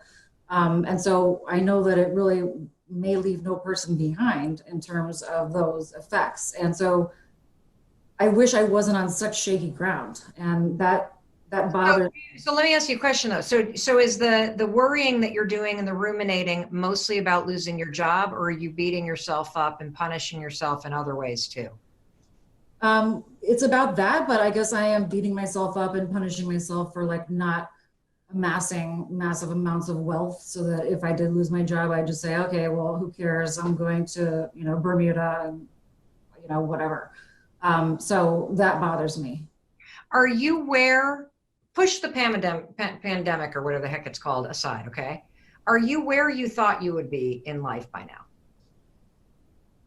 No, I think, I went through the recession in 2008, which I would like make steps forward and take 3 steps back. So I would undertake a project to like improve my life and get, where I wanted to go. And then something seemed to always happen, economically, or just, I have some big loss in my life. And so it's the same thing here. I was starting to move forward and I had a really good plan for where I wanted to be like a year from now. And I was implementing that plan and I had really great traction on that. And then boom, this thing happened. So okay. We are again. Okay. So here's the opportunity for you. The opportunity for you is to not make the pandemic personal, because the thing that will kill your ass is here we go again. When you start to buy into a narrative that there is a negative pattern in your life where you get fucked over, that just becomes louder and louder and louder. And what you're having right now is a crisis in your own resignation. And you're seeing the pandemic as a gigantic reason for why it's never now going to work out. And so what I want you to use this moment in time for is I want you to use this moment in time to start to truly win the battle with your own resignation. Because I used to have a story, and sometimes it crops up when I get really pissed off about things. I used to have the story that I'm like the bad news bears. I'm like that little sports team that everybody underestimates, and I never have the right equipment, and I barely win by the seat of my pants, and then everybody underestimates me, and I never get the recognition that I deserve, and why the hell does things have to be so fucking hard for me? And I'll tell you something. I thought I won that battle because I started to have some success. I've been working on my mindset. I'd made a bazillion changes in my life. This is all when the 5-second rule book started to kick in. My speaking career takes off. I feel the momentum. Hell, I got a daytime syndicated talk show. I thought, holy shit, I have won the lottery. And all of a sudden, talk show's canceled. My book contract is canceled. Every single speech I have this year, but for one, is canceled. And I feel like I have been kicked back all the way to square one again. And every time I look on social media, everybody's a life coach and an expert in anxiety. And I'm like, what the fuck? You're a movie star. Get out of my lane. Like, when is it going to be my turn? And this is coming from a person with millions of followers. And the reason why it surfaces up in a time like this is because I feel vulnerable. I feel insignificant. I feel scared. I feel powerless. And so that old story starts to bubble up again because it's familiar. And so the opportunity for me and for you is to use this pandemic to extinguish that shit. Because I'll tell you something, you are sitting in a house, you have a job, you have your health, you are a lucky son of a gun. And if you can get that shit out of your mind, you have the ability to use this moment of time to do what you need to do so that when we come out of this in search of a hug and some vitamin D, you are ready to sprint toward that thing. You have used this moment of time to think about, wow, all these goals that I have, the world's going to be a little bit different, which creates way more opportunity for people that are positive and that are strategic. But if you and I allow our own rumination and our own bullshit story about the past to sabotage you right now and to take you down a dark tunnel, you will not only waste all of this time, but you will emerge from this moment with more evidence for why it's going to be harder than ever. And I'm telling you right now, if you can get positive, if you can say, bullshit, this is happening for a reason. And you know what? I am going to use this time to make my plan better. I'm going to use this time to think about the things that I wasn't thinking about. I'm going to use this time to think about the opportunities that may be waiting for me. And every time something pops into your mind like, fuck, what if I lose my job? I don't have the savings. This house isn't as big as I wanted it to be. Shit, shit, shit, shit, shit. You're going off course. You are allowing things into your mind that, first of all, you don't need to worry about right now because it hasn't happened. Well, I even texted a friend of mine earlier and I was catastrophizing, and I'm not really a catastrophizer. Why are you doing it? Why? I said, what if I need to go to a homeless shelter and the homeless shelters are overrun or the government cuts funding to the homeless shelter? So why are you doing this? I don't know. I guess I was searching for having a plan B and a plan C. I think it's something deeper. I think you're seeking reassurance. I think you feel extremely vulnerable right now. And you are seeking reassurance. And your form of seeking reassurance is to get super dramatic. Right. So that everybody's like, oh, just calm down. Calm down. How old were you when you started doing that? I'm really not, as a habit, a catastrophizer. But I did, as a young person, to get like my father to swoop in and comfort me or help me, I used to have to get very loud about it. So I crashed my car in freshman year of college, and it was a purpose experience, and it took him days to call me. And then I said, Dad, and I had to cry and get louder. This is what's happening. This is it right here. This is the pattern that's repeating right here. You feel vulnerable. You want somebody to come in and rescue you because life feels fucking hard right now. And catastrophizing is a way to get people to reassure you. I know more about anxiety than most people on the planet because I struggled with it for 25 years. And I also used it to manipulate the hell out of people. Not interesting what you say about that. That's an interesting take. I've heard you say that, that people with anxiety, they just get other people to fix their problems. Yeah. That makes a lot of sense. And it allows you to get out of having to do the work that scares you.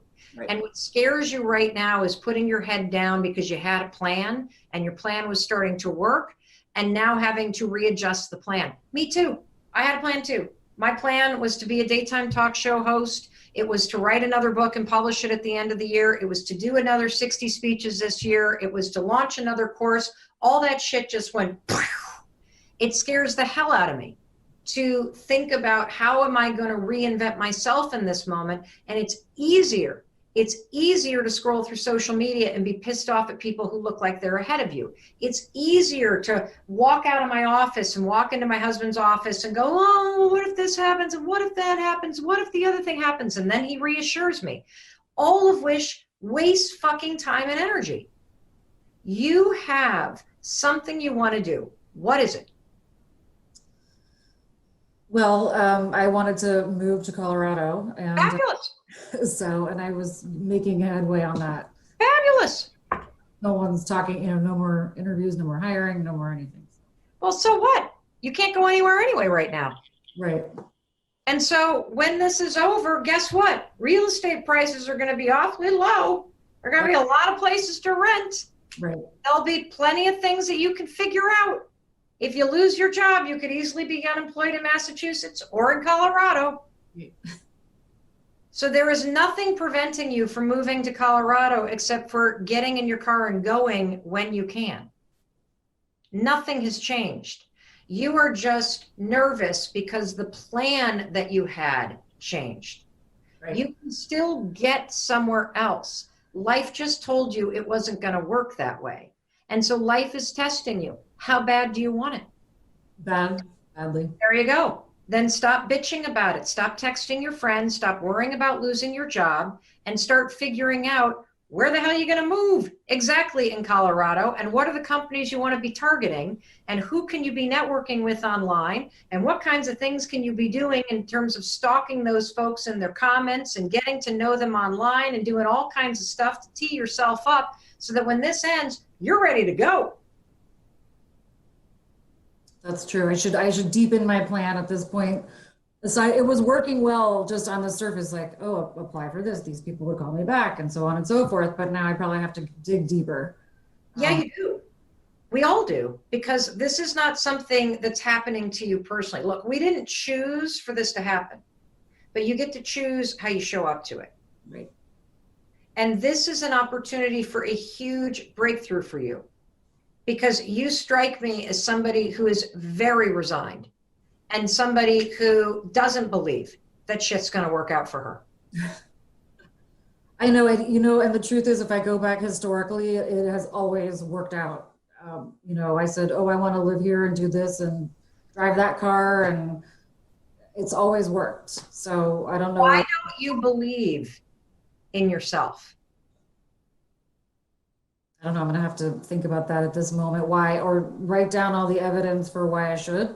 And go back in history and say, well, you did it this time and this time and this time and this time. And so that's evidence that you the evidence isn't convincing you because you're sitting here telling me about it in a very flat, unemotional way. You have a narrative that your life is hard. Right. And that it's not fair.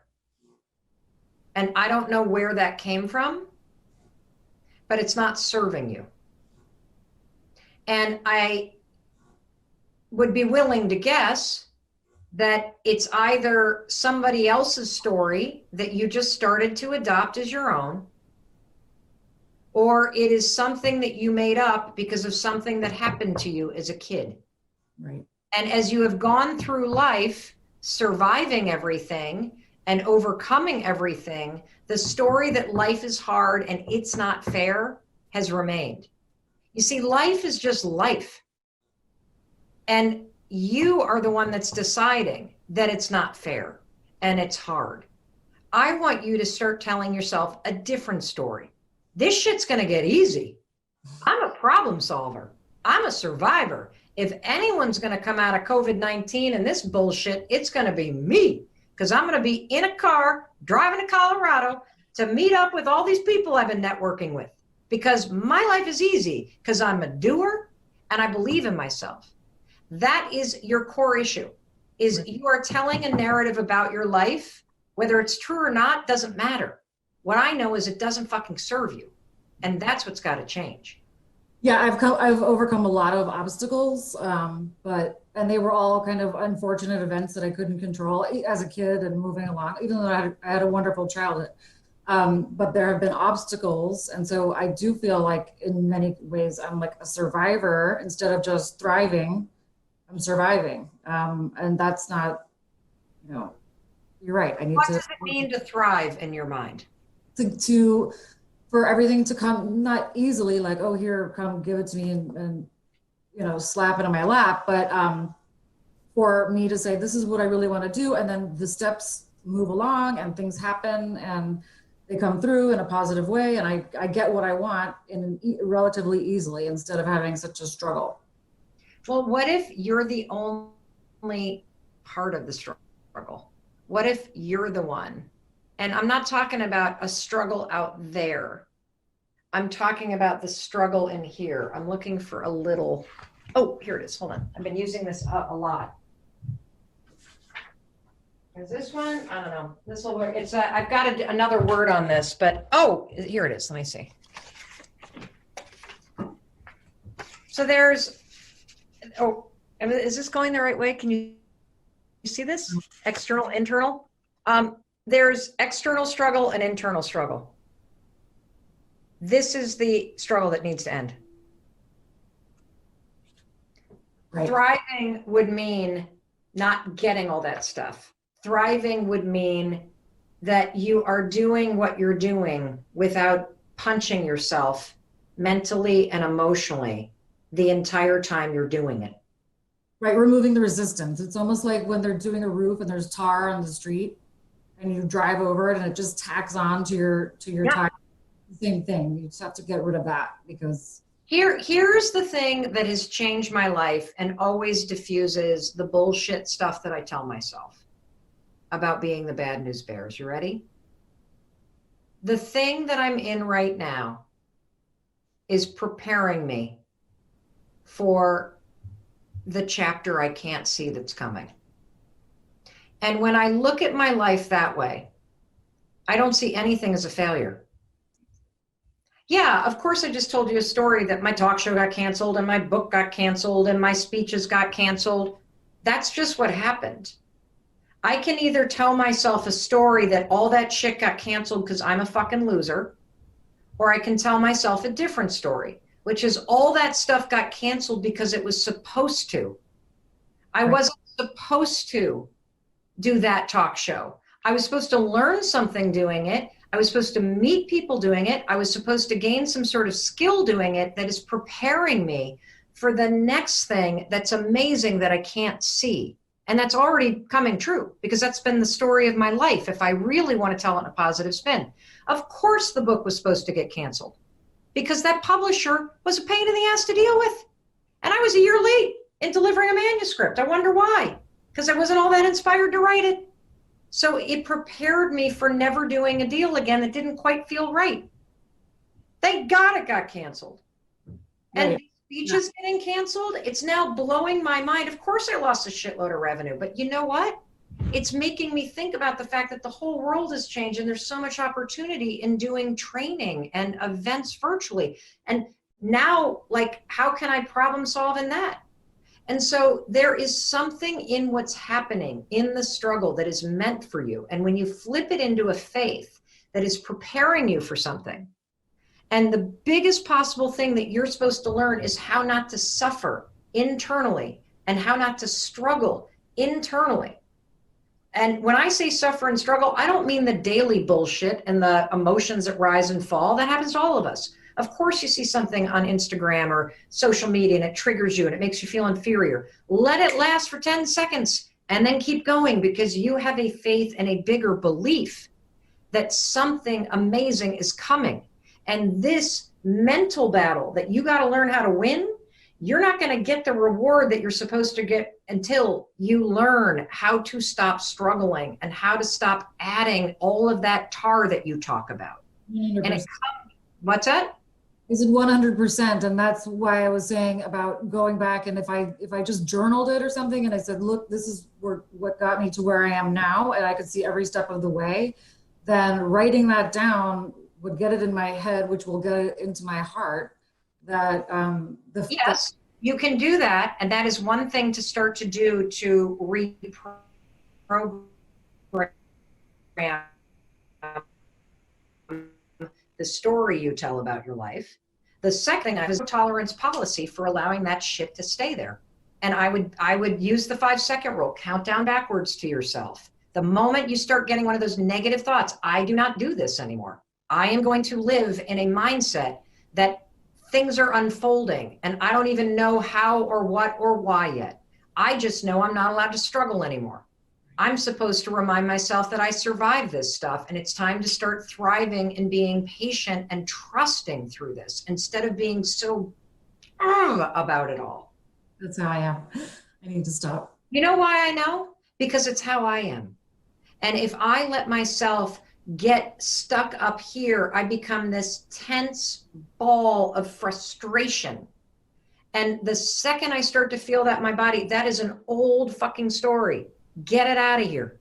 I do not believe that anymore. I believe that if I do the work and if I keep in a space in my head and in my mind and my body, that this is unfolding in a way that I cannot see, but it is preparing me for something amazing that's coming. You stay in that space of gratitude, you stay in that space of faith, you stay in that space, and you will win every single time. So let's talk about loving the you of you, and how that is such a diversion from what you've been practicing doing yourself. Oh, that's so true. Oh my God. You know, it's so funny because here I invent this thing called the 5-second rule out of dumb luck, drunk on bourbon. I literally share it by mistake on a TEDx stage. And I invented this thing to help me get out of bed during the worst moment of my life and finally face the issues that my husband and I had gotten ourselves into. It spreads around the world. I use the 5-second rule to build a business, to be productive, to, do. But it wasn't until I discovered the high five habit that I actually understood how deeply I had been betting against myself. How every step of the way I had been criticizing myself or focusing on what was going wrong. That when I stood in front of the mirror, Kathy, I did not see a successful woman. I did not see somebody that was, out there making a huge difference. I saw what was wrong with me. I think for the last 45 years, I have either criticized or ignored the woman I saw staring back at me in the mirror. And so like the high five habit, I'm sorry, I just kept barging along. Is there something you wanted to? No, I'm just taking it in. You're right where you need to be. Keep going. And so, the high five habit, it did not begin like some big business strategy. I didn't go, okay, I had the 5-second rule. I need to write a book about the 5 something. What is it? Like, let's manufacture something. Oh, Atomic Habits is good. Let's get a habit book. Like, that's not what happened, because that's not my brand of self-help. My brand of personal development and empowerment is hit rock bottom, have a challenging moment, resist change, and then come up with something that sounds so stupid and so ridiculous that it couldn't possibly be something that would actually work. And then when it actually starts working, not only for you, but people who follow you, you better fucking figure out how this thing works, Mel. Like, why is this working? And so the high five habit's no different. I have been trying to write a book, Kathy, for 5 years. The 5-second rule was self-published 5 years ago. I have dyslexia and ADHD. I can create an audiobook like in a day. Yeah. Writing something, forget about it. I bet I have written 7 books in the last 5 years. Yeah. All of them sucked.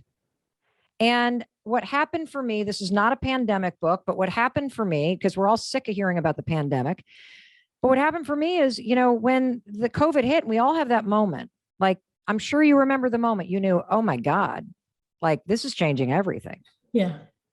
What was it for you?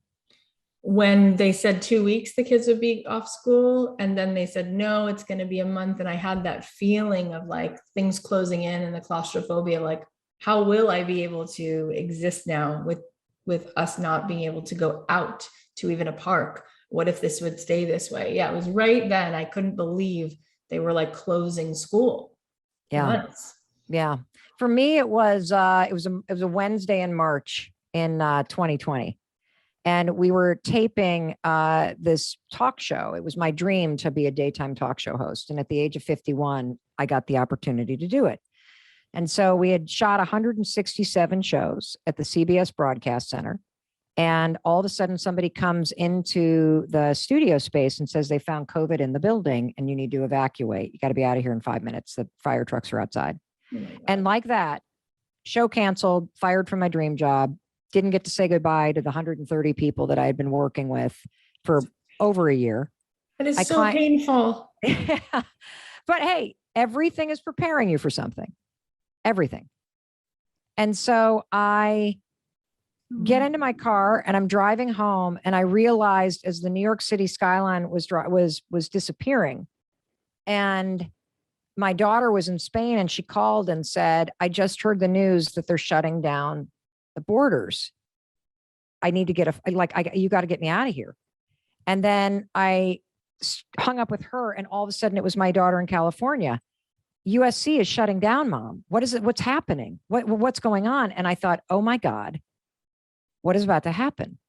And so in a matter of 2 weeks, my a book contract that I had got canceled and they wanted the money back. My every speech I had booked for more than a year started canceling. And that was the beginning. The kids come home, they're in a state of turmoil. We all experienced it, right? And I think for those first 3 weeks, it was like a complete blur. I basically never got out of my pajamas. I started drinking Bloody Marys at about 11 a.m. We watched Harry Potter marathons and Glee. We watched that season, like all of it. And then all of a sudden, one morning, I woke up and I just felt the weight of the world on my shoulders. Yeah. I woke up and I started feeling a couple things. I felt, do I need to reinvent myself again? Oh my God. And then I thought, am I about to lose all my money again? And I'm like, I'm too old for this shit. I've worked too hard. Like you go into that like mode where like, why is this happening to me? I'm a good person. I've worked so hard. Like you like kind of go at yourself. And so I'm thinking this and I'm like, okay, get up, just get up. 5, 4, 3, 2, 1. I get up. I make my bed. I always make my bed. And then I drag myself to the bathroom and I start brushing my teeth. And as I'm brushing my teeth, Kathy, I catch a glimpse of myself in the mirror. And I think, oh my God, you look like hell. And the gray hair is coming in and there's dark circles under my eyes and my neck is all saggy and one boob is hanging lower than the other. And I felt sorry for the woman I saw in the mirror. She looked exhausted. She looked scared. She looked overwhelmed. And as soon as you start to go down a negative path in your mind, it will continue taking you there. And so I immediately drift to everything I'm worried about. I'm worried about my parents. I'm worried about the world. I'm worried about frontline workers. I'm worried about COVID. I'm worried about my kids.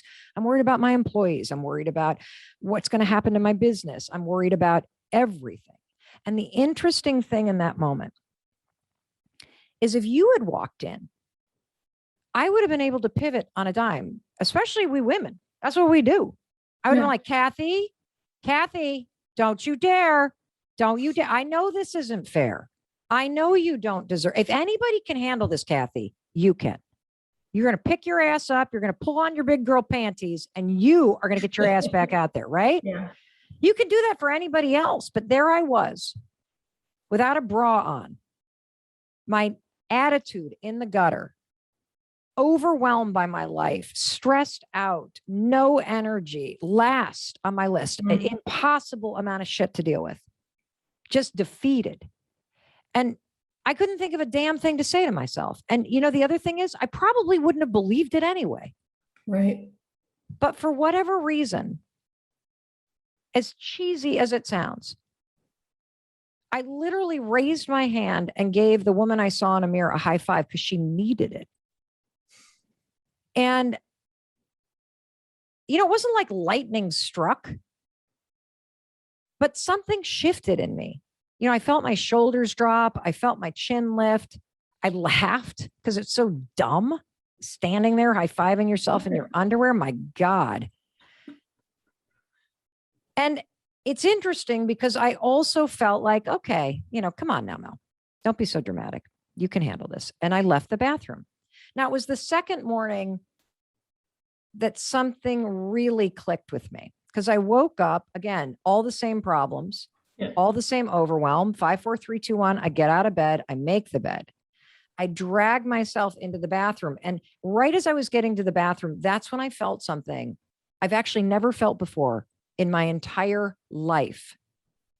And that is this.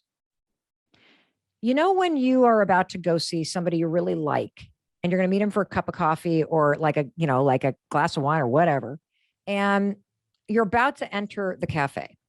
What do you feel, Kathy, as you're about to see somebody you like? You're excited and there's like this anticipation. And so you're already feeling good vibes because you know what that person's like and being in their energy. Yeah. Totally. That's exactly how I felt sitting in your Zoom room. Like, let me in, Kathy, let's go. Come on. I can't wait to see you and meet you. I actually felt that about seeing myself. I have never felt that in my entire life.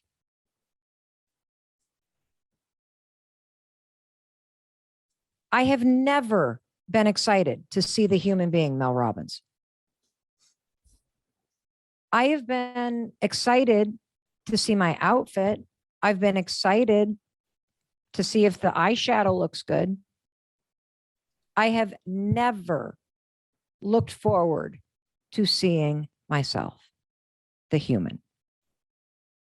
And so I walk in and I'm a little bit more present this morning. And I'm brushing my teeth and I put my toothbrush down and I take a moment. And I really look at myself. And I don't even see my face. I see a human being.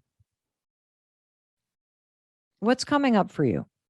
I mean, that's just so beautiful. Like what you just said, we think about that when we're about to go see our friend or, you know, the other mom who her daughter's in your daughter's class. And there's like an excitement. Like you feel like this is like a gift to spend time with this person, but you had never thought about that. And I just think about the women and the men who I've met in my life, the people who listen to this show who they're so good, Mel, and they're so wired to achieve, but they're only as good as like their last achievement.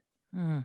So there is nothing other than like, well, what's my big post today on Facebook for everyone to see that I earned it.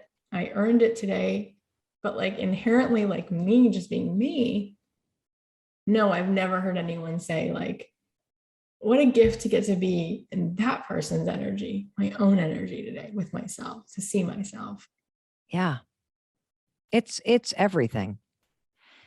And so, you know, I sat and I looked at the woman I saw in the mirror and I thought to myself, well, who does she need me to be today?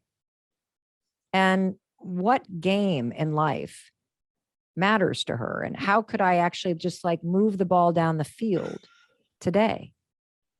And so I thought about it. And I thought in that moment, based on what was going on, that who she needed me to be was more optimistic about our ability to get through this. And the game that I wanted to play was showing up in a different way for our kids because they were looking at Chris and I about what was happening in the world. Yeah. And so I raised my hand and I like high five my reflection. And so there's a couple things that I just want to explain first about when, you know, you do this, because the beauty of this habit, and this is just the first habit in the book, and we're going to talk about it. And trust me, we are going to get down to the achievement stuff next, because it's really important part of why everybody resists high-fiving themselves and why they feel that it's weird. And I'm going to unpack that in a very methodical way, because thematically, when you feel that this is weird or you resist giving yourself this support and celebration, what's contained in the resistance is the key to understanding why you don't have what you want. And it's also the key to unlocking the cage that you're trapped in. Oh, that's so juicy.